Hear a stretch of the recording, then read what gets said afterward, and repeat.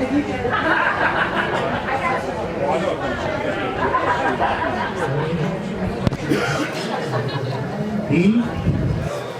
Mary Lou? Good morning. Oh, good morning. Good afternoon. Welcome back to a couple of you. I see. I watched me trip over my tongue yesterday and came back for more. Isn't that great? Okay, over the next 25 minutes, because that's the time restrictions put on me, I'm going to tell you something that I've learned over the last 35 to 38 years. We're going to talk about the weapons used by Highland fighters against government troops during the mid-18th century, specifically during the 45, the last Jacobite rebellion. First, we need to talk about who were these guys and how were they armed. Number one, the idea that all Highlanders were armed with all these weapons is bogus. They weren't. These things were expensive, and the Highland economy was largely subsistence agriculture. They didn't have the money to buy these things unless they were chiefs or the relatives of chiefs, sons of chiefs, cousins of chiefs, people who had acted as factors for the chief, which is a land manager for lack of a better term, and others who had obtained sufficient resources to be able to afford to buy these things and receive the training.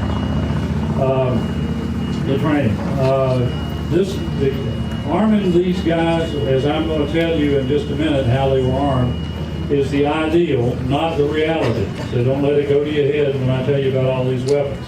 You're not going to have to buy them all just to fight in the Jacobite Rebellion, the next Jacobite Rebellion, whenever that was. But first I'm going to talk about the weapons.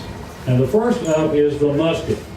Now, I have my assistant here. This is Winston Tatum. And he is a member of the Appin Regiment, and he is accumulating all his guns and stuff, so he'll be fully armed here shortly. This is the musket, only this is not a musket. It is a Scottish national long arm, and I brought two of them along with me. These are extremely rare. These were not guns that were actually owned by the average Highlander. They were way too expensive, and they were made in very small quantities. Only 27 of these guns survived from the 17th century and one from the 18th century. There were French and Spanish muskets available by the time of Culloden. The Highlands were not awash in muskets, and even less available, however, other than the guns, was the gunpowder and the bullets. It was hard to keep these things fed. The government in London had tried very hard to keep guns out of the hands of the Highlanders, and largely they were successful. After the fight at Prestonpans, they captured a number of stands of muskets and accoutrements, but again, the shortage of powder and shot meant that they really could not get up and fight mano a mano with the British regiment. Next up, and this is a brass barrel. By the way, these are not genuine guns. They're genuine guns. They're not antiques because, again, these are so rare. They're only about 25 or so in the museums in Scotland and a couple in private hands. Next up is the Highland pistol. These guys were expected to own, if you were an ideal Highlander, one or more Scottish pistols. What Winston has there is the Scottish all-metal pistol, which is what is generally perceived as the Scottish pistol. In fact, these guys in the Jacobite army used whatever handgun they could find. And after Prestonpans, they captured a lot of English sea service and horse pistols. So they armed themselves a little bit better after Prestonpans, but again, very little powder and shot. This is the progression. This shows what happened after Culloden. When they first began to form Highland regiments, they wanted pistols. They wanted to equip the Highlander with everything they had as Jacobite soldiers because of their fierce reputation in fighting. So they decided to have these pistols made in London by a guy named John Waters. Well, the pistols weren't much good. They don't look a lot like the original Highland Doom pistol that Winston's holding up over in his left hand, but they were issued to the troops until 1776, and apparently mostly discarded when they got into battle because they were fairly useless. And these guns really, unless you get real close to somebody like I am to him, you'll probably miss them. The triggers are hard pulling. They're smoothbore barrels. The powder was questionable, and of course the size bullets didn't always match the size of the barrel. And as a result, you can miss a mile even unless you're really up close. I have fired this pistol and that pistol, and I can tell you, you can't hit the broadside of the barn with either one. So don't try. They're nice pieces of art, though, I'll tell you that. Next up is the dirk. The dirk was the ubiquitous sidearm in the Highlands. Everybody knows what ubiquitous means, right? I like to use big words sometimes. And everybody goes, yeah, I know. Tell me, what is it? Universal. Universal, widespread, that is correct. They are long-bladed, short-gripped weapons, and they were available most anywhere in Scotland to the average person. They were stabbing weapons, but the cutting edge was razor sharp. And I have one here that is definitely razor sharp. And I'll be glad for you to take a closer look at it. This is a little, I made that one. This one was made by a guy who got a lot of money from me for making it. The dirks, again, were stabbing weapons. A lot of them had these nice knotwork handles. And the reason the knotwork was used, aside from pure decoration, and it is a beautiful decoration, was that when you got blood all over your hands in the battle, you could get a better grip on the dirk if you had those knotwork in there, that knotwork carbon in there. Everybody's supposed to say, ooh. Say, ooh. Okay, let's see. This is a fairly early dirk. Well, this is an actual copy of fittings on an original dirk with brass fittings.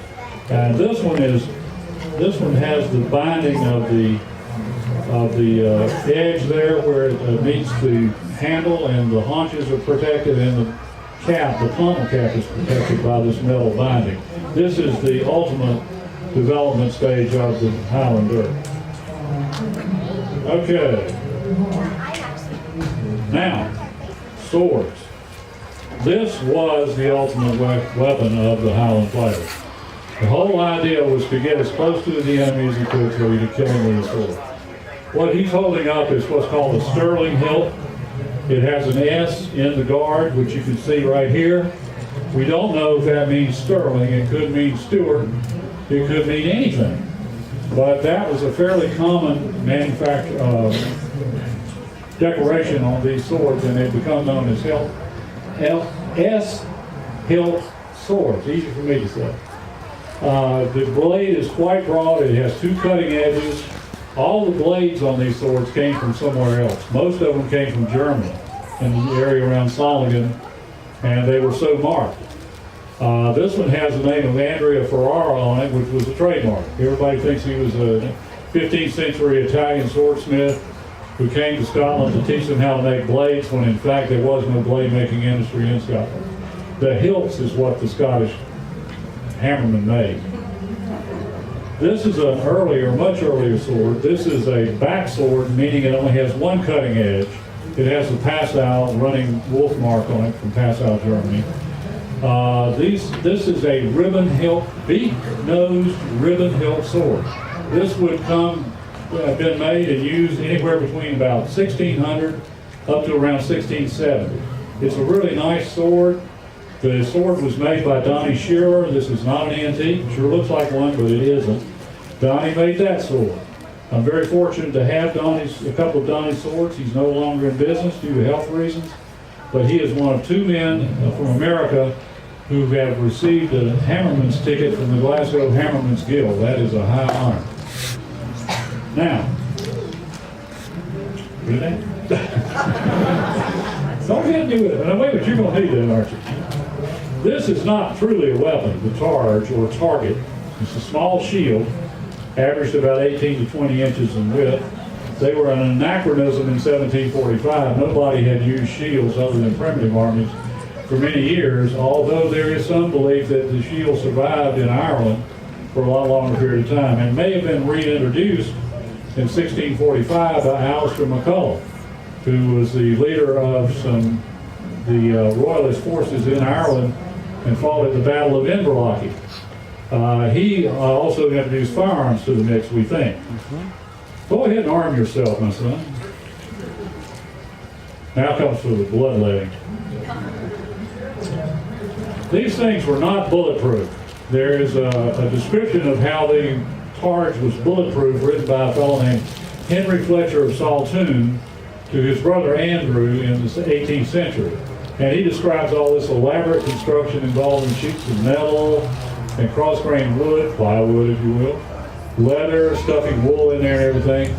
Never has a single targe, antique targe, been found that was built to that description. So we have to assume that that was something made up. And another fellow, John Campbell, wrote the same thing, and he said that Highlanders were heavily armed when he visited Scotland in 1750. 1750? Really? The Disarming Act went into effect in 1746, and they were very strict in enforcing that. The British government was. So we don't think that shield. Incidentally, I have handled a shield built that way, and they're so heavy you could not possibly use it in combat. At any rate, they're not bulletproof. There's a possibility that the metal plates on the front of it could be used to deflect a bullet, but at close range, that bullet's coming through that targe, and a lot of antique targes had bullet holes in them. Now, how were these things used? Over a period of 100 years, there were several wars fought in Great Britain that figured in the Scottish Highland soldiers. The Highlander was a shock trooper. He liked to get close up and personal with his weaponry.